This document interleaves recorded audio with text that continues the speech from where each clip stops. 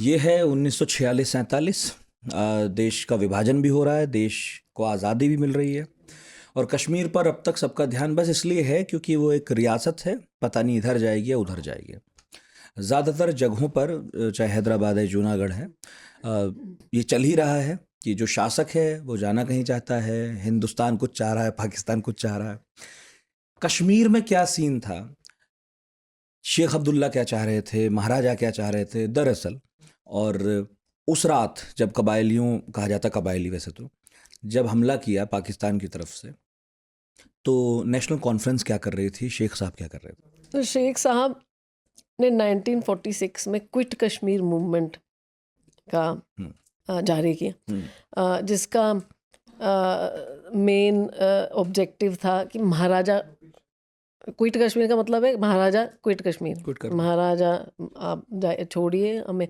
तो उनका ज़्यादातर 1946 में यही आइडिया था कि हम अभी नहीं बोलेंगे कि हम इंडिया को ज़्यादा फेवर, वैसे वो हमेशा इंडिया को ही फेवर करते थे, लेकिन उन्होंने कहा हम अभी न्यूट्रल स्टैंड ले रहे हैं क्योंकि हम चाहते हैं कि महाराजा छोड़ के चले जाएं और हम फ्री हो जाएं ये डिसाइड करने के लिए कि क्या हमें करना है। लेकिन जैसे ही उन्होंने क्विट कश्मीर का नारा निकाला, जेल में महाराजा ने सीधे जेल में डाल दिया। तो मई 1946 में वो जेल में चले गए और वो फ्री तब तक नहीं किए गए, सितंबर 28, 1947। तो जब देश का विभाजन वगैरह हो रहा था वो जेल में थे। और वहाँ पे उनका, ये मैं लिखती हूँ उस किताब में, वहाँ पे जब उन्होंने सुना कि पाकिस्तान अगस्त में पाकिस्तान हो गया, उनका बाल 2 हफ्ते में सफ़ेद हो गए, क्योंकि उनको मालूम था कि अब कश्मीर इन दोनों के बीच में पिसेगा। तो फिर वो जब और ये नेहरू और पटेल ने महाराजा पे बहुत प्रेशर किया कि इनको रिलीज, आपको जेल से करना है क्योंकि जो पब्लिक लीडर है, हाँ, और इस वक्त तो वैसे ही बहुत ज़्यादा ज़रूरत है। तो इसलिए उन्होंने उनको रिलीज़ कर दिया।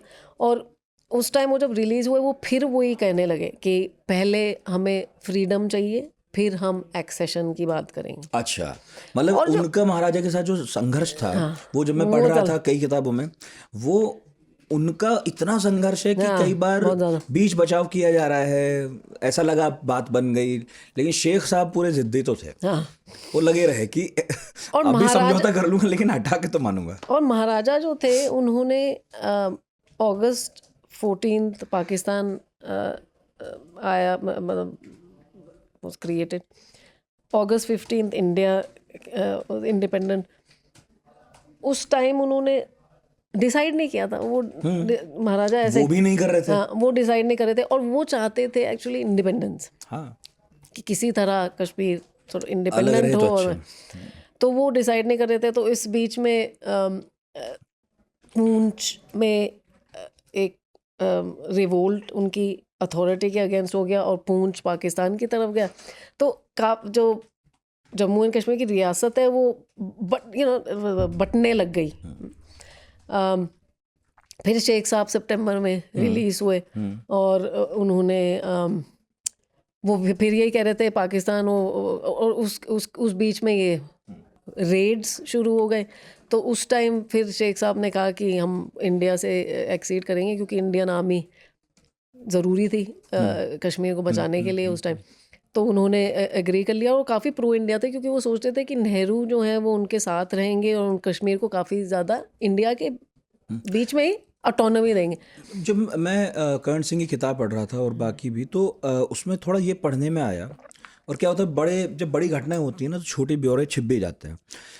जहाँ शेख अब्दुल्ला को ये पता था, लगता था, महसूस होता था कि नेहरू के साथ हूँ मैं, नेहरू मेरे दोस्त हैं और हम एक जैसा सोचते हैं, तो अगर मैं नेता के तौर पर कश्मीर में उभरूंगा तो नेहरू का साथ मिलेगा और हम एक लोकतंत्र की स्थापना करेंगे। तो वो अंदर से कन्विंस थे नेहरू को लेकर। दूसरी तरफ जो महाराजा थे वो पटेल के थोड़ा ज़्यादा क्लोज थे और पटेल और वो सोचते थे महाराजा कि पटेल से बात करना ज़्यादा बेहतर है, क्योंकि वो नेहरू के स्टैंड को जानते थे कि नेहरू बहुत ज़्यादा प्रो डेमोक्रेसी हैं और सोशलिज्म को मानते हैं। इनफैक्ट खुद अब शेख ने बाद में जाके जिस तरह से जमींदारी प्रथा वगैरह का उन्मूलन करने की कोशिश की, वो बात सही थी महाराजा के दिमाग में जो थी कि ये तो एक ही हैं। ऐसा था पटेल, क्योंकि आज जब हम इतने साल बाद देखते हैं तो ऐसा लगता है कि पटेल एकदम सोच रहे हैं कि कैसे कश्मीर का विलय हो जाए, महाराजा को हटा दिया जाए, जबकि उस वक्त के जो लोग हैं, जो मैं पढ़ रहा हूँ, तो ऐसा लगता है कि पटेल कहीं थोड़ा बहुत संरक्षण कर भी रहे हैं, लेकिन शेख और नेहरू दोनों, वो तो महाराजा को बिल्कुल देखना नहीं चाहते। हाँ, क्योंकि नेहरू को भी लगता था कि महाराजा की कोई जगह नहीं है, ये जो नया रिपब्लिक है India, maharajas should be gone, you no.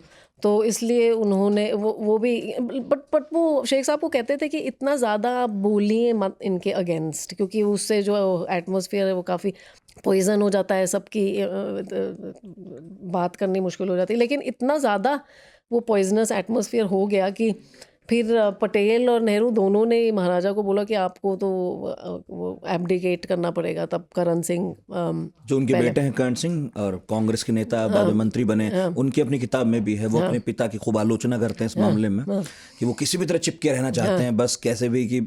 और करण सिंह खुद नेहरू से बहुत प्रभावित थे। वो कुछ दौर भी ऐसा था जब राजशाही जा रही थी और जो भी उसे किसी तरह बनाए रखना चाहता था वो निशाने पर तो था। बिल्कुल।